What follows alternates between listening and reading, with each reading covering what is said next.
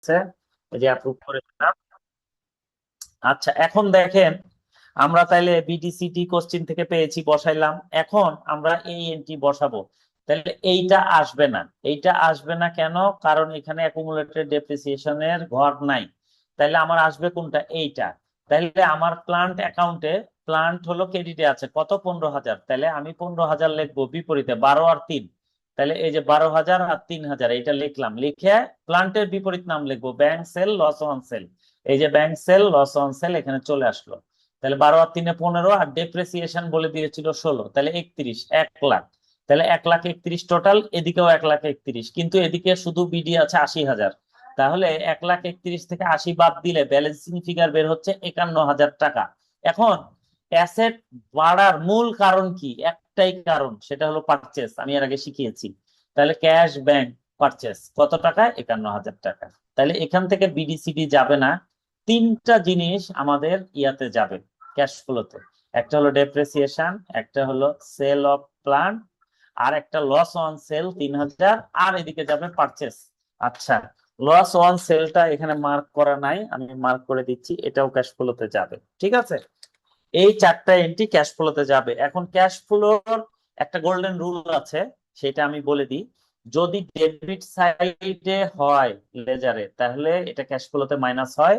আর যদি ক্রেডিট সাইডে হয়, তাহলে সেটা ক্যাশ ফ্লোতে প্লাস হয়। ঠিক আছে, এখন আমরা এই জিনিসটা দেখব, এটা যে কোনো লেজারে। তাহলে আপনারা এখন দেখেন, প্রথমে ডেবিটে কি আছে? ব্যাংক পারচেস কত? 30,000 টাকা। তার মানে কি? Purchase of land and building 30,000। তাহলে এখানে আমরা লিখবো এখন purchase of land and building 30,000। এই যে দেখেন মাইনাস, কারণ কি? কারণ এই পাশের সব মাইনাস হবে। আচ্ছা, তারপরে আরেকটা এখানে আছে পারচেস, পারচেস অফ প্লান্ট কত? 51,000, এটাও কি হবে? মাইনাস হবে। তাহলে দেখেন এখানে লিখবো purchase of plant minus 51,000। Debit শেষ।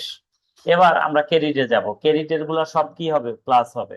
দেখেন ক্রেডিটে কি আছে? প্রথমে ডেপ্রিসিয়েশন, ডেপ্রিসিয়েশন কত? 10,000 টাকা। তাহলে depreciation on land and building কত?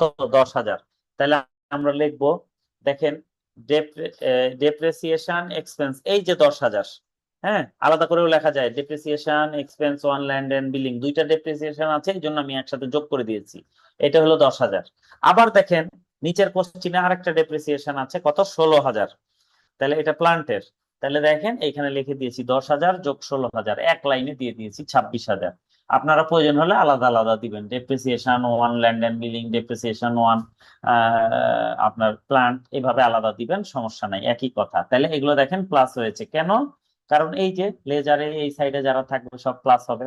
আচ্ছা, তাহলে এইটা গেল, এইটা গেল। এবার কি আছে? সেল, সেল কত? 12,000 টাকা। তাহলে কি লিখবো? সেল অফ প্লান্ট 12,000, এটা কি হবে? এটা প্লাস হবে। তাহলে দেখেন সেলিং প্রাইস অফ প্লান্ট 12,000 আসলো, প্লাস হলো। আচ্ছা, এবার last entry loss on sale কত? 3,000, এটা কি হবে? প্লাস হবে। Loss on sale of plant, এটা নন অপারেটিং অ্যাক্টিভিটিস। তাহলে দেখেন অ্যাডজাস্টমেন্ট করে যাবে, loss on sale of plant, এই যে 3,000 যোগ হয়েছে। ঠিক আছে, এইভাবে এখন আমরা সবগুলো ক্যালকুলেশন করলে আমাদের অ্যান্সার মিলে যাবে। তো এইখানে একটু কাটাকাটি হয়েছে, এই পেজটা আমি এখনই ফ্রেশ করে আপনাদেরকে ছবি দিব। এইটা দিব না, এই এই সাইডটা দিব, আর এদিক থেকে ফ্রেশ করে আমি ছবিটা দিব। তো আপনারা এখন আমাকে একটু বলেন যে এই কোশ্চিন বুঝতে কারো কোনো প্রবলেম আছে নাকি? অনিক ভাই,